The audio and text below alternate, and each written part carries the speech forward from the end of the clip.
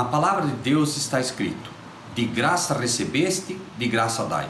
Ajude-nos a compartilhar o Evangelho. Dê o seu like, inscreva-se no nosso canal e ative o sininho. Obrigado. Mas há um Deus nos céus que revela os segredos. Ele revelou o que vai acontecer no fim dos dias.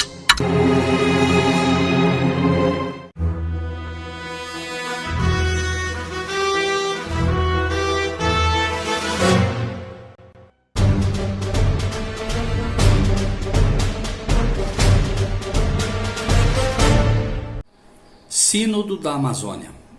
O Brasil nunca correu tanto perigo. Acompanhe essas declarações desse bispo que foi dada na Catedral de Nossa Senhora Aparecida e vamos comentá-lo a ver o que se esconde por trás desta aparente benfeitoria à humanidade. Dizendo: salve a Amazônia, porque é um bem para a vida inteira e de toda a humanidade. E nós, representados, não sei, pelas autoridades que falam, parece que não estamos percebendo o que está acontecendo. Lembram vocês que o imperador romano chamado Nero, enquanto Roma estava sendo incendiada, ele tocava flauta, sentadinho lá no trono dele, tocando flauta. Quando acordou, então, e sabendo e querendo ver o incêndio, ele culpou os cristãos. Parece que isso está se repetindo na nossa pátria. Não pode ser assim. Ninguém quer vir aqui tomar posse do Brasil, não. O que se quer é vida. O que se quer é salvar a natureza. O que se quer é a nossa casa comum. Não foram os nossos governos que criaram a Amazônia, foi Deus. Ela foi dada a esses povos que Santa Rosa de Lima tanto amou nossos indígenas. O bispo aqui, em um discurso claramente apaixonado, com viés comunista e socialista, onde tudo é de todo, entre aspas, embora jactando-se de perceber o que nós brasileiros não percebemos, a partir da ótica do presidente Jair Bolsonaro, demonstra uma falta de conhecimento ou malícia, Deus o sabe, não só da correta aplicação da história de Roma, mas da própria história. Primeiramente porque foi Nero que mandou incendiar Roma, já com o claro intuito de culpar os cristãos por isso. Creio que nenhum de nós, a menos que por malícia quiséssemos vender uma ideia a todo custo, poderíamos dizer que o presidente mandou colocar fogo na floresta amazônica ou que seja culpado dos fogos que lá estão. E ainda que essa seja uma metáfora aplicada pelo bispo, certamente é destituída do próprio bom senso. Se eu quero fazer uma analogia de algo, como nesse comparativo que ele faz, eu devo primeiro conhecer a verdadeira história, porque senão certamente eu irei errar na simbologia apresentada. Aliás, Nero nem tocava flauta, Nero tocava harpa ou uma lira, né? Mas engana-se sim quem pensa que esse é um discurso isolado desse bispo, de alguém defendendo suas próprias convicções.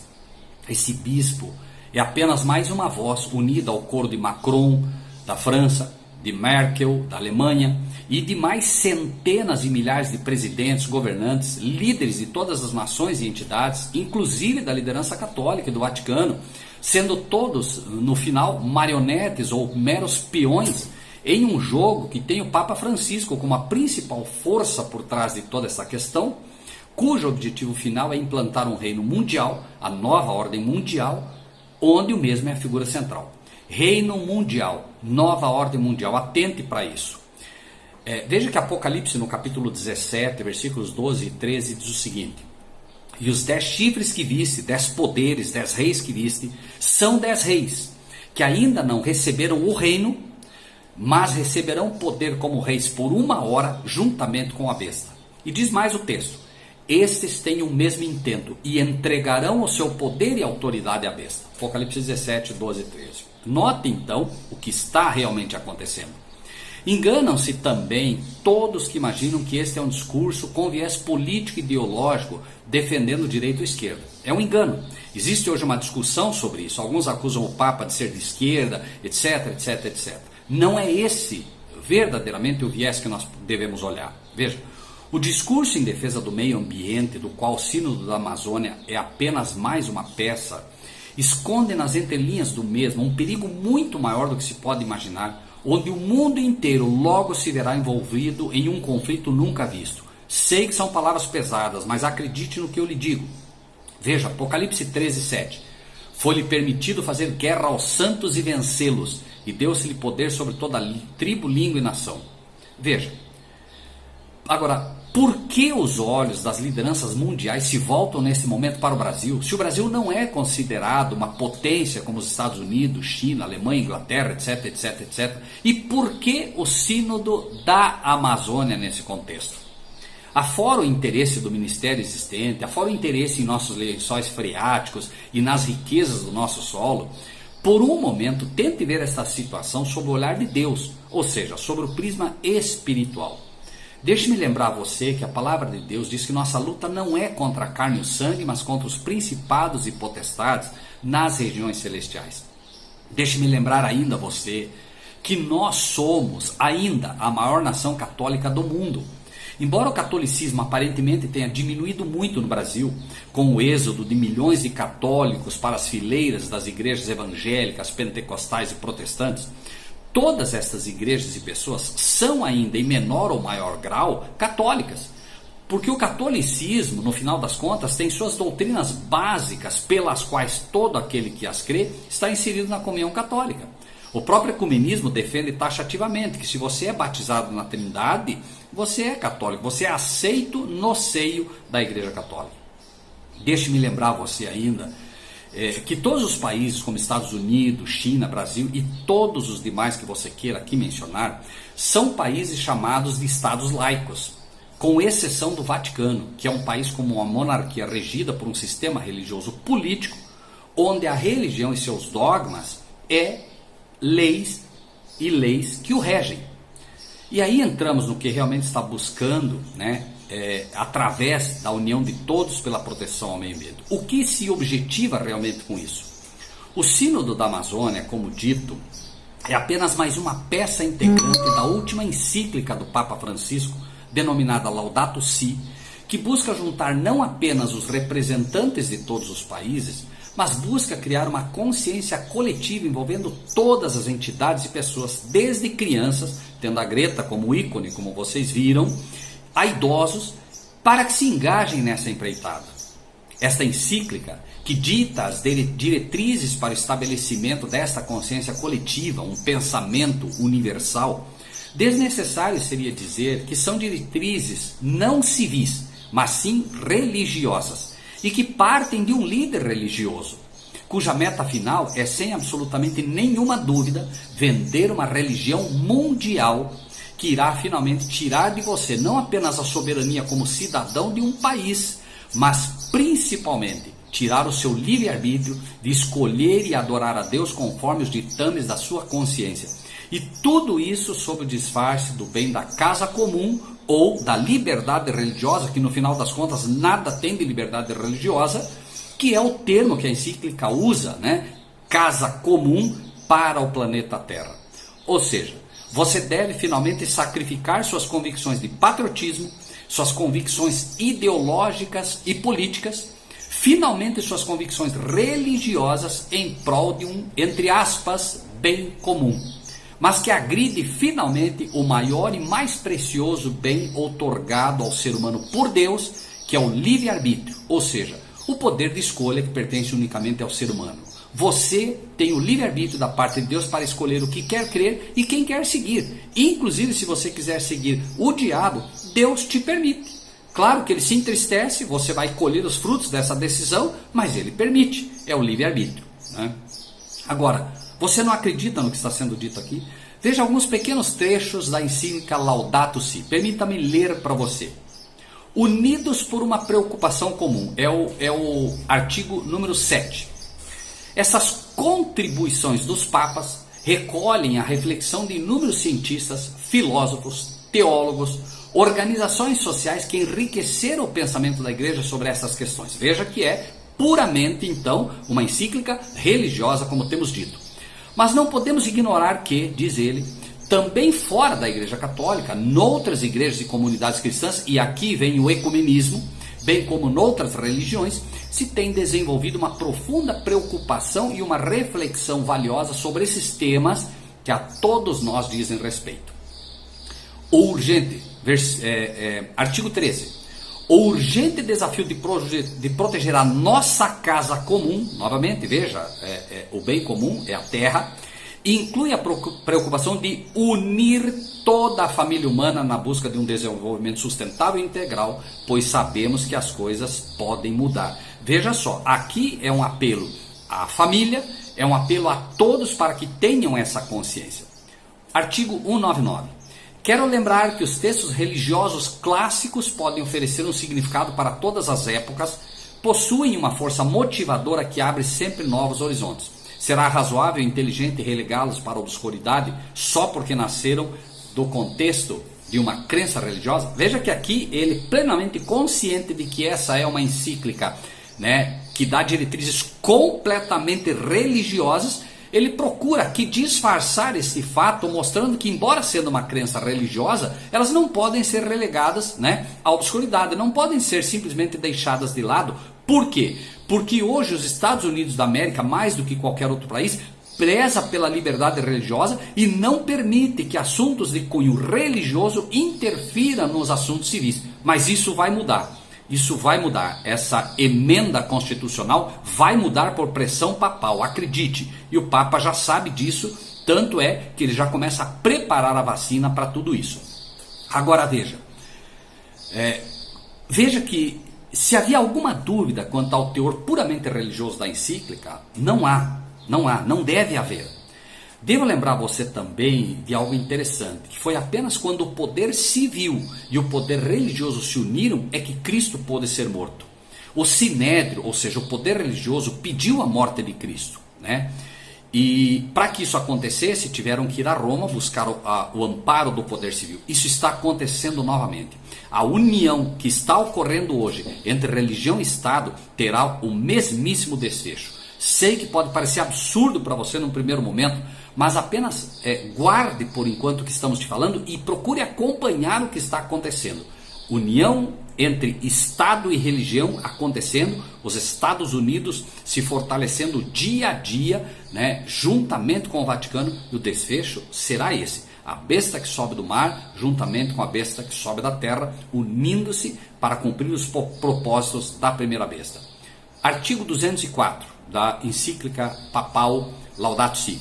A situação atual do mundo gera um sentido de precariedade e insegurança que, por sua vez, favorece formas de egoísmo coletivo. Veja só, favorece formas de egoísmo coletivo. Ou seja, se você que está ouvindo ousar manter sua posição de soberania, se o presidente ousar manter a posição de soberania, se você, como pessoa comum, resolver manter seu livre-arbítrio e quiser adorar a Deus segundo a sua consciência e não se juntar à humanidade toda, aos líderes, para o bem da chamada casa comum, a terra, você fará parte de um grupo de egoístas coletivos, certo? E você passa a ser um risco para os demais, porque você vai gerar insegurança a todos. Cristo e seus discípulos eram, segundo a visão do diabo, egoístas coletivos, pois ele e os seus discípulos não se uniram a Roma e aos líderes da época. E o que então foi dito sobre Cristo? Veja, a história vai se repetir, meu amigo. Eclesiastes 1:9 diz: nada de novo debaixo do sol. Procure fazer a leitura sobre a ótica de Deus. Veja o que foi dito de Cristo na época, o que os líderes unidos a Roma disseram. Nem considerais, aqui foi Caifás, o principal líder religioso da época. Leia-se hoje o principal líder religioso da época. Nem considerais que nos convém que um homem morra pelo povo e não pereça toda a nação? João 11:50. Olha só que interessante, né? O líder máximo religioso, Caifás da época, dá a sentença E como sabemos que nada há de novo debaixo do sol, conforme dito, a mesma desculpa apresentada para a morte de Cristo será feita a você, se você resolver ser um egoísta coletivo. Convém que morra você e todos os egoístas coletivos, do que pereça toda a nação ou a casa comum. Ou seja, não importa se você é ou não inocente. Cristo era inocente, os discípulos eram inocentes. Não importa se você é ou não inocente. Você gera insegurança aos demais e atrapalha o bem comum. Convém que morra. Veja o que escreveu uma senhora há quase um século atrás. Olha só, está registrado no livro A Grande Controvérsia, na página 615. A recusa persistente de uma pequena minoria em ceder à exigência popular fará com que esta minoria seja objeto de ódio universal. Veja, isso é futuro, ela diz fará. Irá se insistir em que os poucos que permanecem em oposição a uma instituição da igreja e lei do Estado, vai ser uma lei, daqui a pouco, aguarde, não devem ser tolerados. Que é melhor que eles sofram do que nações inteiras sejam lançadas em confusão e ilegalidade. A Grande Controvérsia, página 615, escrito, pasme, há praticamente um século. 213 da Laudato Si. Vários são os âmbitos educativos, a escola, a família, os meios de comunicação, a catequese e outros. Uma boa educação escolar em tenra idade coloca sementes que podem produzir efeitos para toda uma vida. Veja, está sendo preparado uma nova forma de educar e catequese.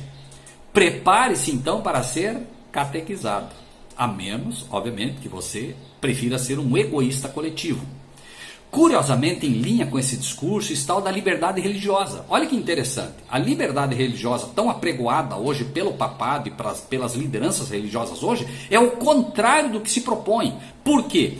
Porque a liberdade religiosa não permitirá finalmente que você diga para alguém que frequenta um terreiro de macumba, por exemplo, de que Cristo não está lá. Você não poderá dizer a um espírita que na verdade Cristo não pregou a reencarnação e sim a ressurreição. Porém, a Igreja Católica, através do papado e da Laudato Si, pode sim catequizar. Assim, você não pode catequizar finalmente ninguém, pois isso seria interferir na liberdade religiosa do outro. Porém, a Igreja Católica irá catequizar livremente você e os seus familiares, amigos, enfim. 236 da Laudato Si. A criação encontra sua maior elevação na Eucaristia. A graça que tende a manifestar-se de modo sensível atinge uma expressão maravilhosa quando o próprio Deus, feito homem, chega a ponto de fazer-se comer pela sua criatura. Prepare-se agora para aceitar a Eucaristia, o chamado sacrifício na missa, porque a Eucaristia, essa doutrina absurdamente satânica que encontra sua expressão no sacrifício da missa, ensina que o próprio Deus é criado na transubstanciação, onde o padre, ao tocar a hóstia, a mesma se transforma na própria carne literal de Deus. Você está pronto para participar dessa crença e comunhão? Ou será, repito, um daqueles que finalmente, resolvendo usar do seu livre-arbítrio, será taxado novamente de um egoísta coletivo? Você e os seus irmãos que hoje não creem nessas crenças absurdas serão finalmente os egoístas coletivos. Você está preparado? 238 da Laudato Si. A trindade e a relação entre as criaturas. O Pai é a fonte última de tudo, fundamento amoroso e comunicativo de tudo que existe. Palavras bonitas, melosas, mas mentirosas, enganosas. O Filho que o reflete e por quem tudo foi criado uniu-se a essa terra quando foi formado no seio de Maria. Por isso, quando admirados contemplamos o universo na sua grandeza e beleza, devemos louvar a inteira Trindade.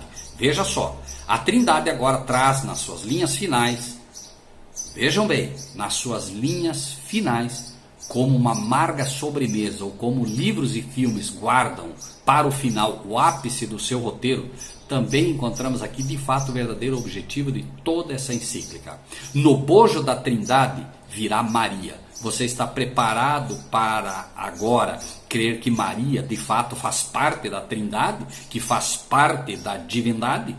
Veja, o mistério da Santíssima Trindade é o mistério central da fé católica. A Trindade é una. Não professamos três deuses, mas um só Deus em três pessoas. A Trindade consubstancial é ensinada a partir do Concílio de Constantinopla, nas páginas 421. Concílio de Constantinopla, ou seja, a doutrina da Trindade vai unir todos em uma crença puramente católica, formalizada em vários concílios puramente romanos, e isto já ocorre entre as principais igrejas ditas cristãs. Pentecostais, evangélicos, protestantes já estão unidos nessa chamada fé comum, mas ainda serão agregadas outras no que já conhecemos como ecumenismo, em que unidos estarão todos nesta crença romana. Você está preparado também nesta questão para andar na contramão das igrejas e do mundo, defendendo a fé bíblica que ensina e a vida eterna é esta, que te conheçam a ti só, por único Deus verdadeiro, e a Jesus Cristo a quem enviaste? João 17,3. Está preparado para isso? 240 da Laudato Si. A rainha de toda a criação, Maria, a mãe que cuidou de Jesus, agora cuida com carinho e preocupação materna deste mundo ferido. Você está preparado então a manter firme a sua fé em adorar apenas a Deus, na certeza de que bendita nação cujo Deus é o Senhor, ou irá finalmente ceder à pressão de seus líderes religiosos, que finalmente passarão a crer que Maria é de fato a padroeira do Brasil, dividindo o trono que apenas a Deus pertence e dando a ela o que é devido a Deus somente? Terá fé você suficiente para morrer, se necessário for, defendendo a fé que uma vez foi dada aos santos, de que então disse-lhe Jesus: vai-te, Satanás, porque está escrito, ao teu Deus adorarás e só a ele servirás. Mateus 4,10. 237 da Laudato Si. A participação na Eucaristia é especialmente importante no domingo. Este dia, à semelhança do sábado judaico, é nos oferecido como dia de cura das relações do ser humano com Deus. É, portanto, o domingo, o dia da ressurreição, o primeiro dia da nova criação, nova ordem mundial, com uma nova criação, com um novo dia, e 243 da Laudato Si também complementando esse assunto. Estamos a caminhar para o sábado da eternidade, para a Nova Jerusalém, para a casa comum do céu. Palavras bonitas, mas finalmente a voz do dragão se revela com toda a sua força. O domingo, aqui denominado sábado da eternidade, finaliza a encíclica como a cereja desse indigesto bolo, meu amigo, recheado de ingredientes contaminados pelo veneno da serpente. Se até aqui ainda restava alguma dúvida a você quanto ao objetivo central da encíclica, do Sínodo da Amazônia, agora não pode haver mais. A menos que você prefira de fato fechar os seus olhos para não ver, seus ouvidos para não ouvir e finalmente sua boca para não falar. A Bíblia já apontava que isso aconteceria. Veja que impressionante. Daniel 7,25. Proferirá palavras contra o Altíssimo, destruirá os santos do Altíssimo e cuidará em mudar os tempos e a lei. E eles, os santos, serão entregues na sua mão por um tempo, tempos e metade de um tempo. Toda essa encíclica é, sem dúvida alguma, palavras contra o Altíssimo. Deus previu que a besta que sobe do mar, o papado, o autor dessa encíclica, iria mudar os tempos e a lei. Deus diz em sua lei: lembra-te do dia de sábado para o santificar, mas o sétimo dia é o sábado do Senhor teu Deus. Êxodo 20, 8 e 10.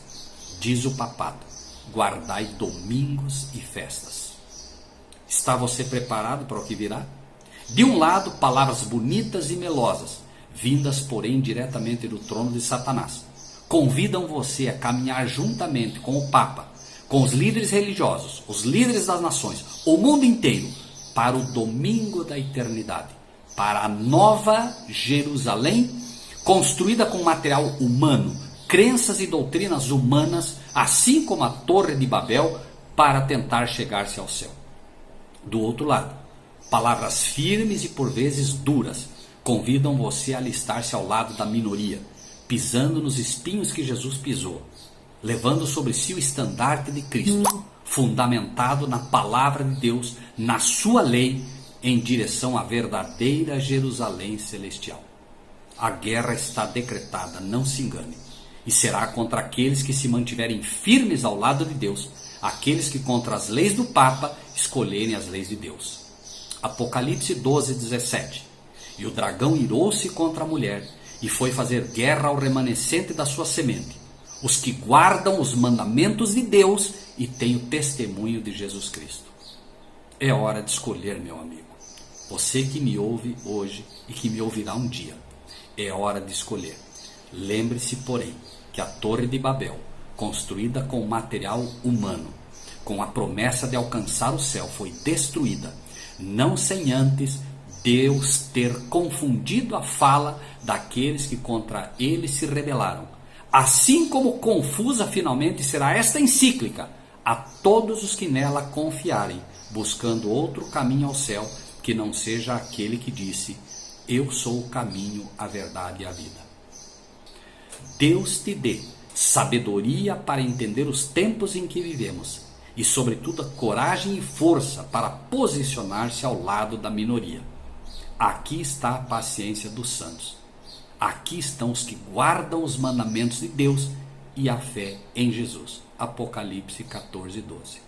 Louvado seja Deus, o verdadeiro Deus. Não laudato si, louvado seja, pura e simplesmente.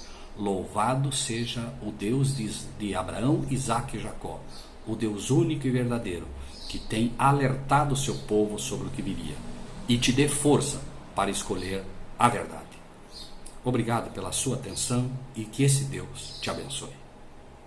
Na palavra de Deus está escrito que nós devemos compartilhar o que recebemos.